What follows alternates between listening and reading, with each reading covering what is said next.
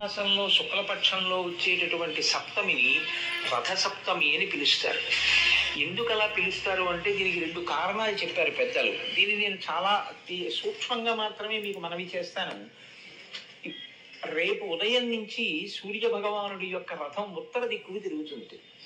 దానివల్ల ఏమవుతుందంటే మిగిలినటువంటి గ్రహముల మీద ఉండేటటువంటి సూర్యుని యొక్క వెలుగు, సూర్యుని యొక్క ప్రకాశము కొన్ని గ్రహముల మీద తగ్గుతుంది.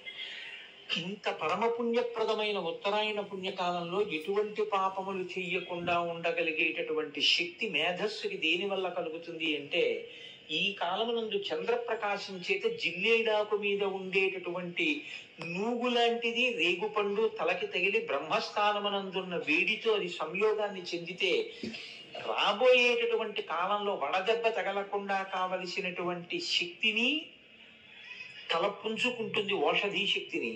రెండు, ఇంత పరమ పవిత్రమైన ఉత్తరాయణ పుణ్యకాలంలో ఎటువంటి పాపకర్మలు చెయ్యకుండా మనిషి రక్షింపబడతాడు.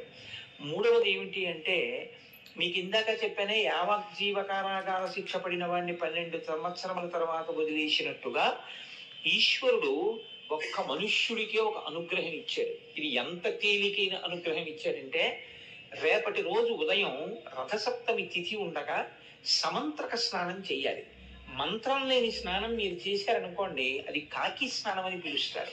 దానివల్ల ప్రయోజనం ఏమి ఉండదు. జివ్వేడాకులు రేగుపళ్ళు తల మీద పెట్టుకుని నేను పోసుకున్నానండి అన్నారు అనుకోండి, దానికి ఏం ఉపయోగం ఉండదు. సమంత్రకమే చేయవలసి ఉంటుంది స్నానాన్ని. దాన్ని మంత్రస్వరూపాన్ని ఏం చేస్తారంటే అందరికీ అందుబాటులోకి తీసుకురావడం కోసం మంత్రం అంటే అంగన్యాస కరన్యాసాలు ఉండాలి, ఒక ఉపదేశం ఉండాలి. ఇవన్నీ మళ్ళీ అందరికీ ఎలా అందుబాటులోకి వస్తాయి? మళ్ళీ అందరూ దీని ఫలితాన్ని ఎలా పొందుతారు? ఇప్పుడు ఆ మంత్రాన్ని శ్లోక రూపం చేస్తారు, అంటే ఇంకా అనుగ్రహిస్తారు.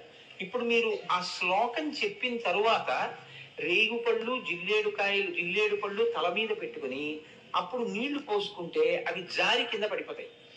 అలా పడిపోయి అనుకోండి, 7 జన్మల క్రితం చేసినటువంటి పాపాలని ఆ స్నానంతో తీసేస్తారు.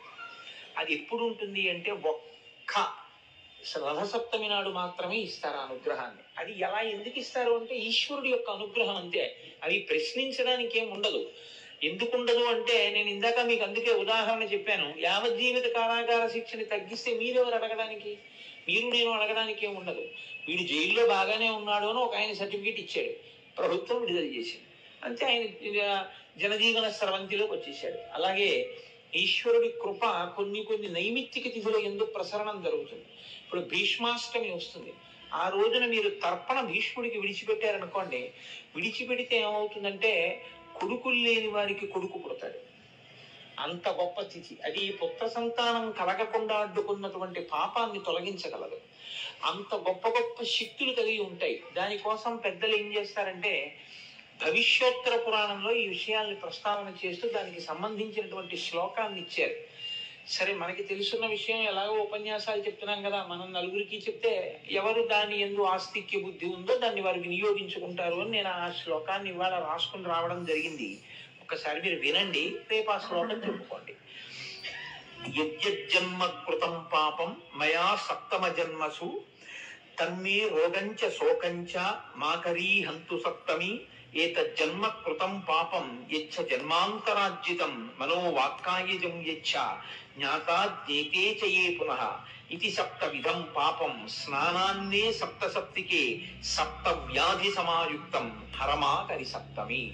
7 జన్మలలో 7 రకాలుగా చేసినటువంటి పాపముల వలన నేను పొందబోతున్నటువంటి 7 రకములైన భయంకర వ్యాధులు ఏ ఉన్నాయో వాటితో సహా ఓ సప్తమి, నేను ఈ రోజు ఉదయం చేస్తున్నటువంటి ఈ స్నానము చేత ఆ దురితము తొలగుగాక అని సంకల్పం చేసి ఎవరు స్నానం చేస్తారో వారికి ఆ పాపాన్ని తొలగిస్తారు. కాబట్టి ఇప్పుడు నేను చదివిన శ్లోకాన్ని రేపు మీ అందరూ చదువుకుని చక్కగా స్నానం చేయుదురుగాక.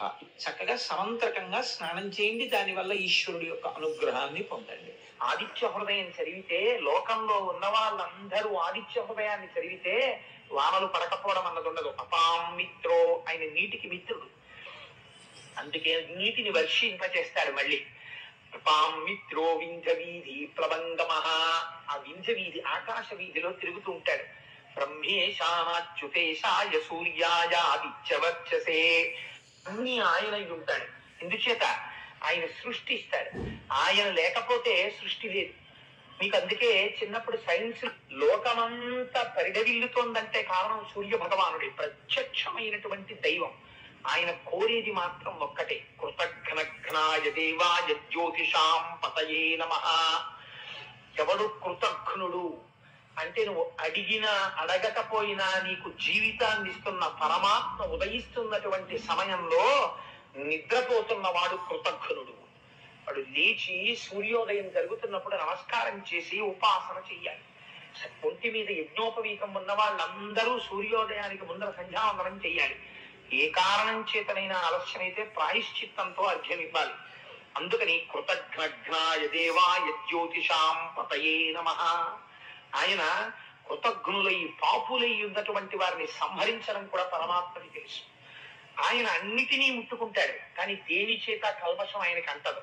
ఆయన శవం మీద ఆయన కిరణాలు పడతాయి, బురద మీద ఆయన కిరణాలు పడతాయి, శ్మశానంలో ఆయన కిరణాలు పడతాయి, యజ్ఞ వేదిక మీద ఆయన కిరణాలు పడతాయి, బంగారు నేల మీద ఆయన కిరణాలు పడతాయి, పనికి మాలినటువంటి ఎందుకో పనికి రాకుండా రోడ్డు పక్కన పడిపోయినటువంటి ఒక కుక్క కళేబరం మీద ఆయన కిరణాలు పడతాయి. అన్నిటినీ ఆయన కిరణాలు భాషింపచేస్తాయి. ఆయన మాత్రం దేనితోటి సంగం ఉండదు. ఆయన కిరణములు దేన్ని ముట్టుకున్న ఆయన అపవిత్రుడు కాడు. తనంత తానుగా ఆయన పరబ్రహ్మ స్వరూపుడు, జ్యోతి స్వరూపుడు, పరంజ్యోతి. అటువంటి వాడు ఏష బ్రహ్మాచ విష్ణుశ్చ శివ స్కంధ ప్రజాపతి. ఆయనే ప్రజాపతి, ఆయనే సృష్టి చేస్తాడు. సూర్యకిరణాలు లేకపోతే గర్భవతి అయిన స్త్రీ చీకట్లో ఉండిపోయింది అనుకోండి, గర్భంలో ఉండేటువంటి శిశువుకి ఎదుగుదల ఉండదు. అందుకే మనకి తనంత తానుగా విటమిన్ ఈ ఎక్కడి నుంచి వస్తుంది అంటే సూర్యకిరణాల్లోంచి వస్తుంది. అందుకే నీతి శాస్త్రంలో మాట చెప్తారు, బాలార్క ప్రేత ధూమశ్చ. సూర్యుడు ఉదయిస్తున్న సమయంలో దీర్ఘ ప్రయాణం కాలినడకలో బయలుదేరకూడదు. ఎందుకంటే బాలార్కుడు అంటే తెల్లవారుజాము నుంచి బయలుదేరినటువంటి సూర్యకిరణాలు మీద పడితే లోపల ఉండేటటువంటి శక్తిని లాగేస్తాయి ఆ కిరణాలు. సాయంకాలం ఉన్నటువంటి సూర్యబింబానికి ఎదురుగుండా నించుని ఆడుకున్నా ఏదైనా చేసినా ఆ కిరణములు మీద పడితే, ఇప్పుడైతే బహుశా విటమిన్ ఈ అంటున్నారేమో దాన్ని, ఆ లోపల తనంత తానుగా ఒక శక్తిని సూర్యకిరణం ప్రవేశపెట్టేస్తుంది. అందుకని ఎక్కడి నుంచి వస్తుంది ఆ విటమిన్ అంటే సూర్యకిరణాల్లోంచి వచ్చేస్తుంది. అంతే, తనంత తానుగా ఆయన లోకమును పోషిస్తాడు. ఆయన స్కందుడు. ఎక్కడో లోకాల్లో ఉన్నవాడు ఇక్కడ ఈ కంటితో మీరు చూసేట్టు కనపడతాడు, అక్కడ ఉన్నవాడి కిరణాలు ఇక్కడ పడతాయి. ఆయన ఆతపి మండలి మృత్యు పింగళ సర్వతాపన. ఆయన తపింప చేసేస్తాడు లోకాల్ని. ఆయన సృష్టి చేస్తాడు, అన్నం పెడతాడు, పోషిస్తాడు, లయం చేసేస్తాడు. ఆయన చెయ్యనిది ఉండదు, అన్ని ఆయన చేతే జరిగిపోతుంటాయి. ఎందుకని శంకర భగవత్పాదులు అంటారు, ప్రత్యాయాంతి గతాః పునర్న దివసాః కాలో జగద్దక్షకః.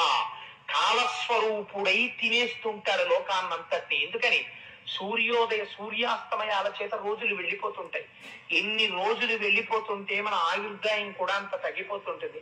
అందుకని సూర్యోదయ సూర్యాస్తమయాల్లో కాలస్వరూపుడై జీవుల యొక్క ఆయుర్దాయాన్ని గ్రసిస్తుంటాడు. మార్తాండ, ఆయనే మధ్యందిన మార్తాండుడై ఆకాశ మార్గంలో నిలబడతాడు. అందుచేత ఆయన చెయ్యనిది ఏమిటి?